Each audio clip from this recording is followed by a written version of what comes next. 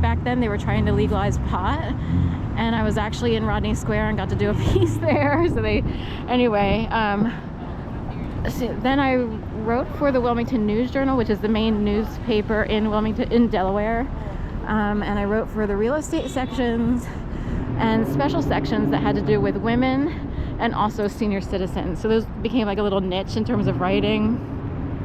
I also got a piece published in the Delaware Magazine as a contributing writer for an upfront piece. And this was really for my nephew and a friend of his. They didn't wind up putting people's names in, so I wondered like how that worked age-wise and otherwise. But anyway, I let's see, worked for the Newark Post, general reporter, then North American Publishing Company as an associate editor, and then a senior editor for two publications at that place. Habitat for Humanity International. I wound up volunteering through them, which was a major trip that we took overseas to Africa, Kenya, Nairobi, Kenya. I worked for Borders Books and Music in Wilmington, Newark, Delaware, both at night as a shift inventory person. They used to have a Borders Books and Music here where Insomnia Cookie is, and then it turned to like a Walgreens or something. And then I later would move into daytime sales. Do we want to do City Hall? Okay. I also substitute taught in Delaware, only on a few occasions because I'm not cut out to do that, but I was willing to try it. It's really hard to do. So you have to be a very specific type of personality who might be prepped for something like that. Oops, sorry. Am I going this way? So I also was a resident assistant for regular students at the University of Delaware, and also during like summer session for English second language students. I was a library aide when I was younger at Bancroft Middle Elementary or whatever, 6th grade, and Christiana High School. I was a pet sitter for a company in Newark, Delaware. I worked at North American Publishing Company here as an editor and senior editor. I proofread for the Legal Intelligencer here in Philadelphia. I was a volunteer with Youth Aid panel for the District Attorney's Office to help kids avoid the court system should they get in trouble in school. I was a managing editor for Health Pulse magazine, which came through Hollister Creative. I also was a secretary for the Sapphire Fund, that's volunteer. Secretary for Team Philadelphia, also volunteer. Those are both through the LGBT community. I did Philipet's pet sitting on the side here in Philadelphia for the longest time. I was on and off with that. I worked in Giovanni's Room bookstore here as a bookseller, like part-time, but it was like 30 hours. That was the last brick and mortar LGBTQ bookstore. And let's see, I worked for Erickson Retirement Communities as a contract writer for advertisements, TV scripts, and newsletter. I wrote for the University of Florida Law Alumni Magazine. I wrote for the Temple University Alumni Magazine. I trained with Women in Transition, or actually at Women in Transition, I actually served as part-time counselor advocate. So I worked there. I also trained with Women Against Abuse and Women Organized Against Rape, and I did the hotline and field work, like going to a hospital for women who show up at hospitals needing rape kits. I wrote for Edge Publications Philadelphia, both in Philadelphia, Boston, and Florida. So City Hall. Let's see, I wrote for Phillyist.com, which was like, a special online article, column, blog kind of thing back in the .com era of the mid-2000s, and I wrote about dog walking back then.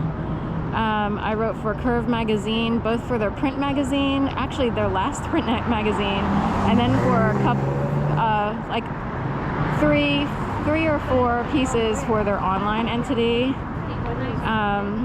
Walters Kluwer Lippincott Publishing Company.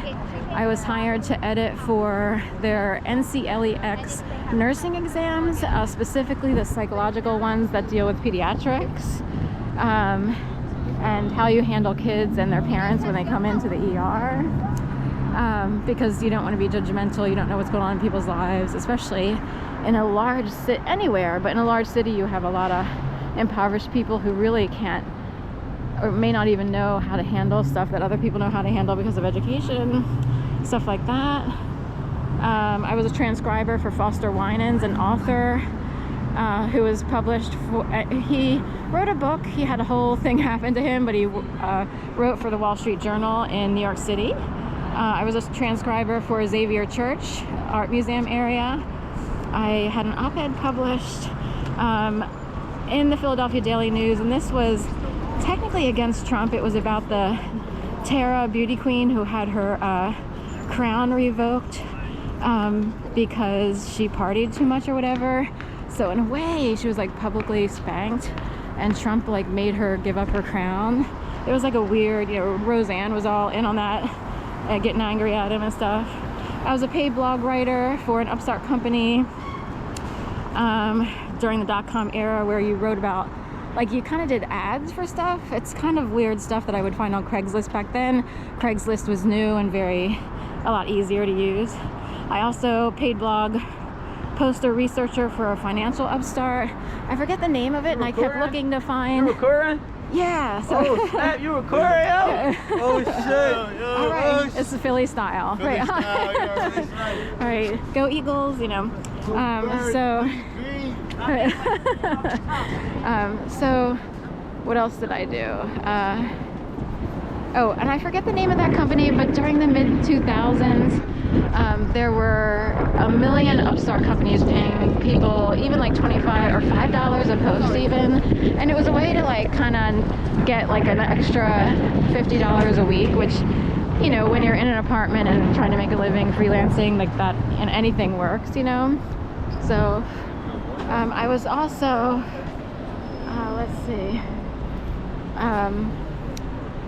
I wound up working for Whole Foods Market to make ends meet at one point when contract writing, you know, grew slim because the .com era started to come to an end.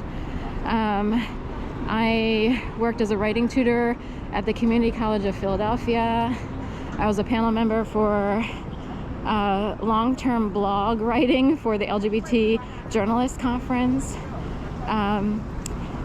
I wrote and self-published, you know, via bookbaby.com, 4 books and 1 essay.